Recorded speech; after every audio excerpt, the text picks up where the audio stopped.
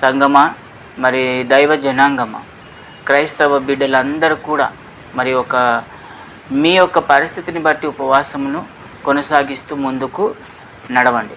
ఈ ఉపవాసము మరి యోబు జీవితంలో అనేకమైన శ్రమలు, అనేకమైన పరిస్థితులను ఈ ఉపవాసం ద్వారా మరి యోబు పరిపూర్ణంగా జయాన్ని పొందాడు. ఈరోజు మన జీవితంలో కూడా మరి అదే జయము కలగాలని, మీ అందరి జీవితంలో కూడా అదే దీవెనలు రావాలని, ఆశీర్వాదాలు రావాలని కోరుకుంటూ ఉన్నాను. కాబట్టి మరి ఉపవాస దినంలోను మనం అందరం కూడా పాలుపంచుకొని దేవుని ఆశీర్వాదములు, దేవుని దీవెనలు, అసాధ్యమైన కార్యాలను సాధ్యపరచుకొని మరి ముందుకు వెళ్ళేవారిగా ఉంటూ వెళ్దామని మనవి చేస్తూ ఉంటారు.